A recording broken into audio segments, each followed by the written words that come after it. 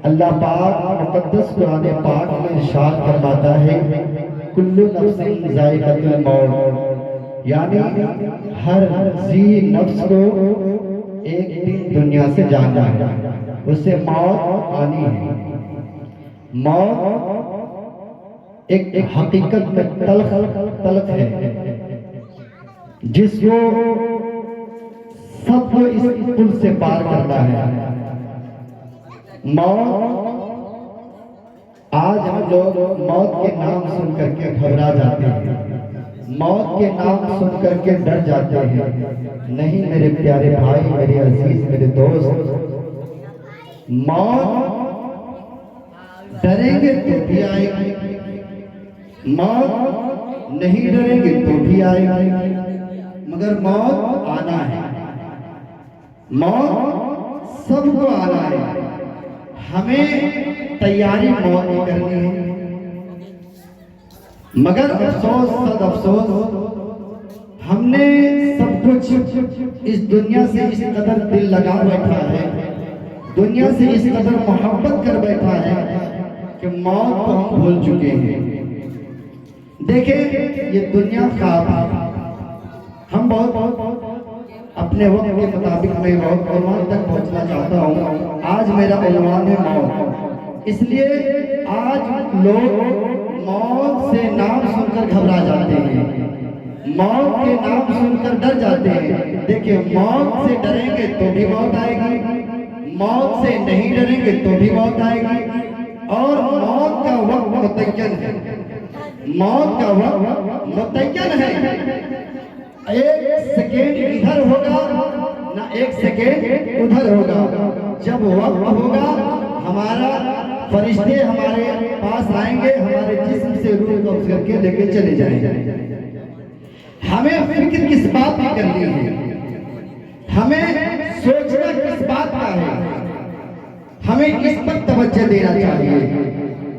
हमें मौत से घबराना नहीं चाहिए। इसलिए मौत ऐसी चीज है, अगर मौत के बारे में आप जानेंगे तो ये दुनिया कचरा लगेगा, ये दुनिया कचरा लगेगा, ये दुनिया की कोई हकीकत नहीं है, कोई हैसियत नहीं है।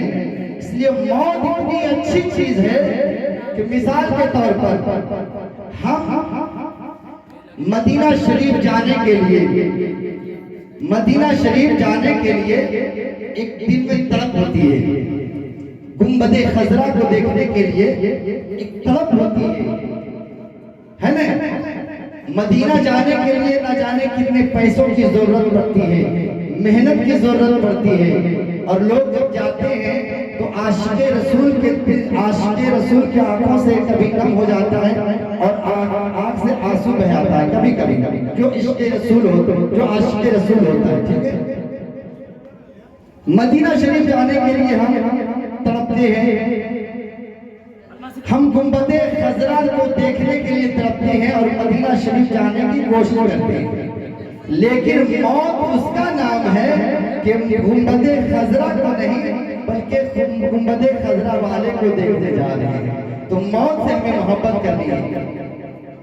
बात चल रही थी, ये दुनिया ख्वाब है, ये दुनिया ख्वाब है।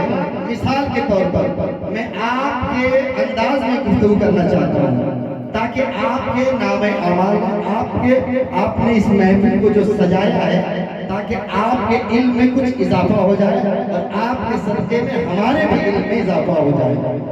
मौत दुनिया ख्वाब है।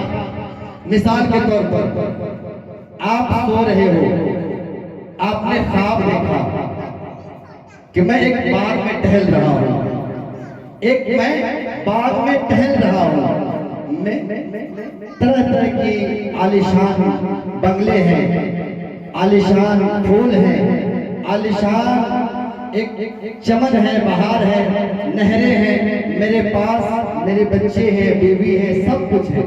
आप बाग में टहल रहे, आप ख्वाब देख रहे हो, ठीक है। तो मैं जन्नत में टहल रहा हूँ, मिसाल के तौर पर मैं बाग में टहल रहा हूँ, बहुत आलिशान बंगले हैं, बिल्डिंग है, लोग तरह तरह के लोग, खुशहाल लोग हैं, तरह तरह के खुशमिजाज लोग हैं, बहुत अच्छे लोग हैं। अच्छे जहन के मालिक हैं, अच्छे इल्म के मालिक हैं, लोग बहुत खुशहाल नजर आ रहे हैं, हम बाग में टहल रहे हैं। लेकिन जो ही हमारा नींद से हम बेदार होंगे, क्या ये चीज होगा? नहीं होगा। क्यों? ये ख्वाब था, ये ख्वाब था। उसी तरीके से जब हमारा इस दुनिया से गुजर होगा, जब हम कब्र में जाएंगे, तो कब्र में जो ही हमें अल्लाह के तरफ से हमारे जिस्म में रूह डाला जाएगा, उस वक्त पता चलेगा कि मेरी पिछली जिंदगी की सारी ख्वाब थी, सारी जिंदगी ख्वाब थी। हमने जो कुछ भी कमाया, हमने जो कुछ भी किया, ये सारे ख्वाब थे, ये सब बात बेकार है। फकत अमल जाएगा, नेक अमल जाएगा। तो हमें फिक्र इस बात की करनी है, हमें सोचना इस बात का करना है कि दुनिया में रहकर हमें आखिरत की तैयारी करनी है। मिसाल के तौर पर आपके जबान में आप अब देखिए, वतन से भी जाने में कोई डरता है? वतन जाने में कोई डरता है? नहीं, वतन जाने में कोई नहीं डरता। मिसाल के तौर पर हम जो है दूसरे मुल्क में काम कर रहे हैं, हमारा वतन पन्नाटाड़ है, हम दूसरे मुल्क में काम करते हैं, हमारी तैयारी उस मुल्क में बहुत मेहनत करनी पड़ती है, मशक्कत करनी पड़ती है, तब जा करके हम अपना वतन के लिए तैयारी करते हैं। अब उसके बाद कोई कहते हैं कि हमें अपना घर जाना है, खुशी होगी या गम होगा? मजमा बोले, खुशी होगा या गम? खुशी होगी, क्योंकि अपना वतन जा रहे हैं। तो उसी तरीके से हमारा असली वतन वहां है ना, असली वतन हमारा जन्नत है। तो बताओ, जन्नत जाने में कोई किसी को खौफ होगा? किसी को गम होगा अपना वतन जाने में? लेकिन हाँ, खौफ उसी को होगा, गम उसी को होगा जो अल्लाह उसके रसूल से रिश्ता मजबूत नहीं होगा। अल्लाह उसके रसूल से रिश्ता कमजोर जिसका होगा, उसी को खौफ होगा, उसी को डर होगा। वरना मोमिन के लिए तो अल्लाह के रसूल ने बशारत दिया है कि मोमिन के कब्र में जन्नत के बागों में से एक बाग है।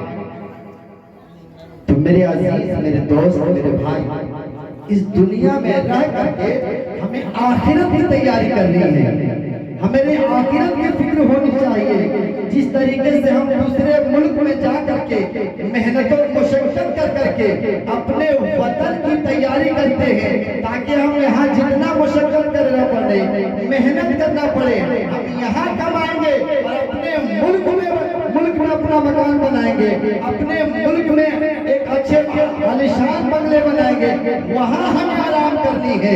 उसी तरीके से मेरे भाई, यहाँ रह करके हमारी आखिरत तैयारी करनी है, तभी जाकर के कामयाब होंगे। कामयाब हमारी कदम उसी वक्त चुमेगी जो हम यहाँ रह करके आखिरत की तैयारी करेंगे। तो क्या आखिरत की तैयारी हमारी मस्जिदों को वीरान करके होगा? मस्जिदों को वीरान करके क्या आखिरत की तैयारी हो जाएगी? नहीं हो सकती मेरे भाई। तो आखिरत की तैयारी के लिए क्या करना पड़ेगा? मस्जिदों को आबाद करना पड़ेगा। हमारे घर में खुशहाली जब ही आएगी जब मस्जिद खुश होगी। मस्जिद खुश होगी, हमारे घर में खुशहाली आएगी, और जब मस्जिद खुश होगा हमारा इलाका खुश होगा। मस्जिद वीरान कर करके हमारा मोहल्ला, हमारा घर कभी खुशहाल नहीं रह सकता। बस इन्हीं चंद जुमलों पर मैं अपनी गुफ्तगू को इख्तिताम करता हूं।